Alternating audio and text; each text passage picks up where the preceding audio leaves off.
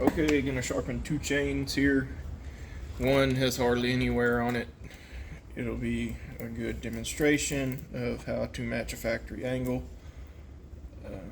I don't think it's ever been sharpened, and it's got next to no use on it. And then the next one, if y'all want to continue watching, will just be a steel chain that is very wore out. And I'll try and sharpen that one up, burning it up. First thing I need to do is change out the grinding wheel. This is the 1/8 inch wheel. I need the 3/16 wheel on there because that's what 3/8 calls for. This is going to be just following the instructions out of the Oregon book on how to set this thing up. So I have my head tilt, the setting for this here at 55 degrees. I'm going to run 25-degree top angle on my top plate, and then a 10-degree angle for the side plate, which that's the way I think that works out on the grinder setting. Is I think that's additional degrees you're adding to your to the top plate angle, because the cutter is going to cut. It's going to cut that side plate at 25 degrees. Same angle as you're cutting the top plate. But, you know, say you add 10 degrees to that. Well, now you have, what is it? It's either a 35-degree bevel or a 65-degree bevel on the cutting edge of the side plate. I hadn't sat down and looked at it to see what it actually is, but it's something around there. So got my wheel changed out, grinder's plugged in. Your tooth points the direction that you move your slider. I got my slider over there, past 0. I got angle set. I like to come into contact. So this should be, yep, that's 10. This should be the recipe for this specific chain: 55, 25, and 10. Looks like it's coming into contact, and let's try and move it at least close to a tooth so y'all can see what's going on. I don't think the grinder is going to hit the phone.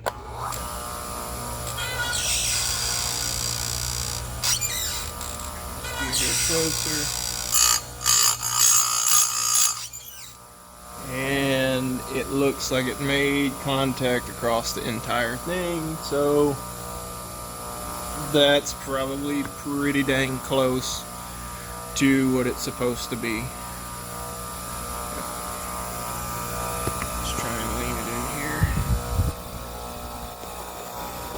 There's the one I just sharpened. You can see there's a dark spot. That's material that I hadn't removed. Let's move it to another one. That angle looks pretty close to me.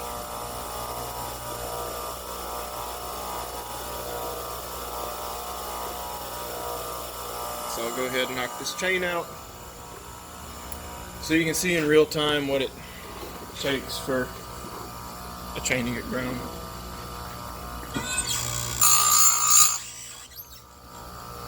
And that looks, dark spot's gone.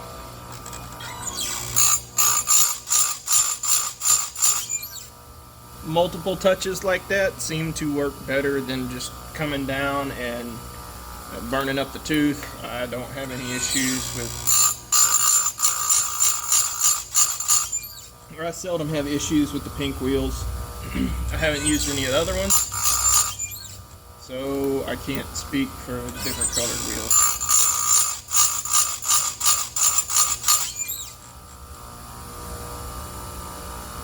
And in all honesty, this I don't even remember where I was going with it.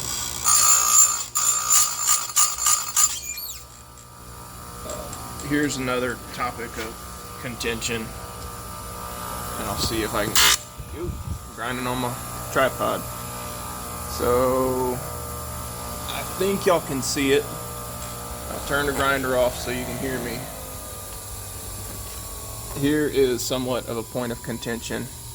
Right there, you can see there is a burr on that chain. If I was sharpening a knife, I'd call that a feather edge. That does not worry me one bit, because how is a burr formed? That burr formed because the edge of the metal has reached the point where that is as thin of an edge as it can hold.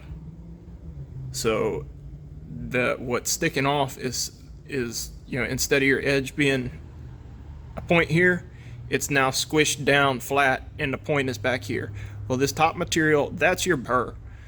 As soon as you run it through whatever you're cutting, it flakes off, and then your edge has peeled back to a decent cutter bevel. Works the same way on knives. If you feather edge a knife and your angle geometry is good, just run it across something hard, and usually it knocks that burr off, and it'll surprise you because it'll be sharper than it was without that burr on. I have buffing wheels on. I have buffing wheels just for deburring knives after I've hit them with like 800 grit or 1000 grit belts. Anyway, that was a derailment, but it was related to the topic. Seldom do I have heat issues, just with the light tapping.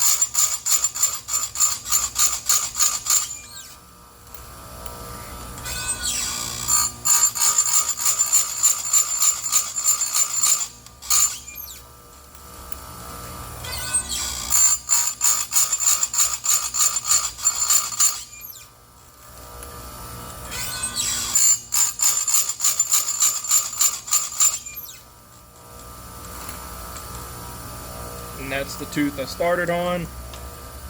Rotate your base. Switch your row of teeth. Slide over, go into 10.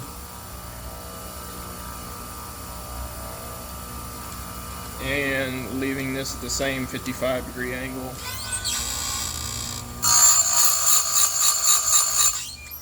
And what I'm doing is I'm watching the area where that side plate starts to meet the gullet of the tooth, or gullet of that link. And that's really what I'm watching to see where I stop my grinding wheel.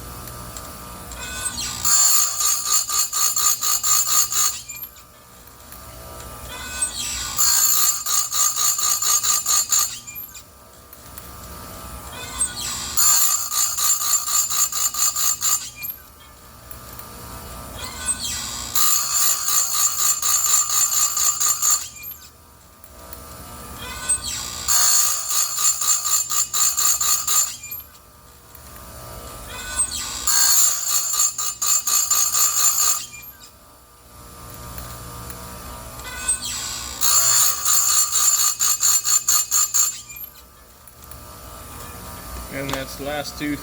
The last step on sharpening a chain is setting your depth gauges. I'll show you how I do it.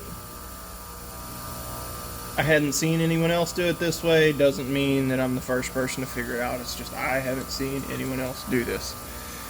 What I typically see people do is set the head angle back to 90, where it's straight up and down. Set this your slider at 0. Set your chain setup.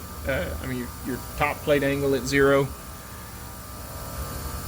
These two both need to be at 0, but your head angle does not need to be at 90. You can just leave it alone. Zero everything out. Adjust your stop further back. And I go based on where I see it to grind. So that hit the top of that tooth, and that hit the top of that depth gauge. Hit the top of that depth gauge. Your chain should be centered under the wheel, so it's taking the same amount on each side. I know the wheel is round, but if everything is centered, it's going to be taking equal amounts off because the chain is in the same area.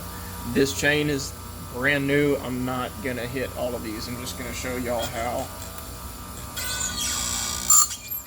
I do it. And that's really your last setting. It's over here. This is your stop on your depth of your grinding head or your motor, whatever you want to call it. This is the stop. This is where I use to set my depth gauges or rakers or whatever you want to call them. I'll use an actual gauge, check it, touch off, and then adjust from there so that it stops at what that gauge measures at. Here is the final result. You can see there's a pretty good, there's a decent angle on that tooth right here, so it should bite pretty well. You can see that there's a decent angle on the side plate, so it should shear off your chips pretty well.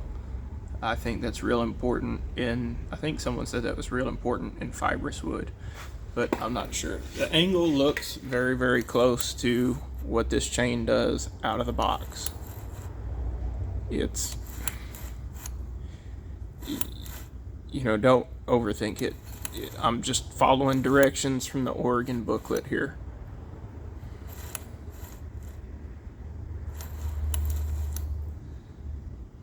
And you can see, yes, there's a little bit of burr on most of these teeth, but they're sharp.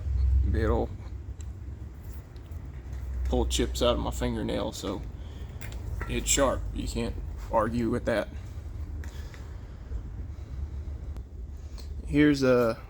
I'll just do a before and after on this one. This is a steel chain. Man, this thing looks rougher than some of my ex-girlfriends, but the teeth are pretty much gone. They are smoked, they are rocked.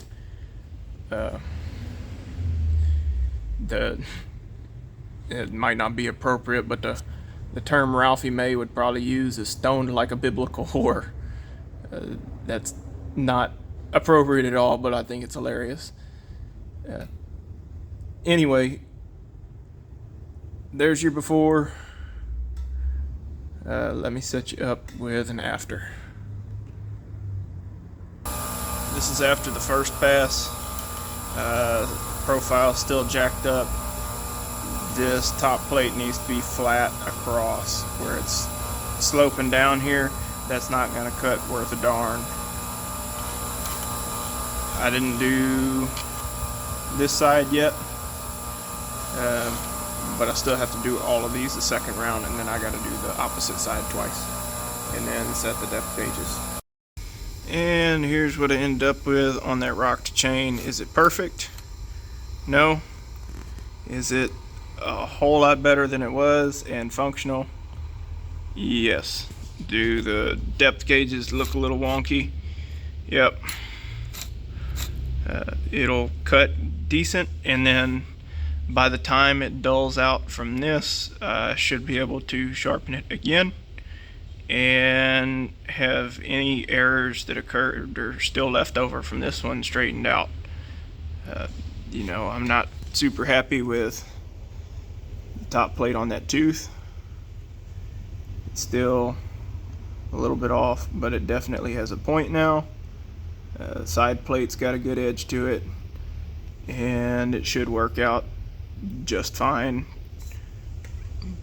Or, you know, if it ain't just fine, it'd be a whole lot better than it was.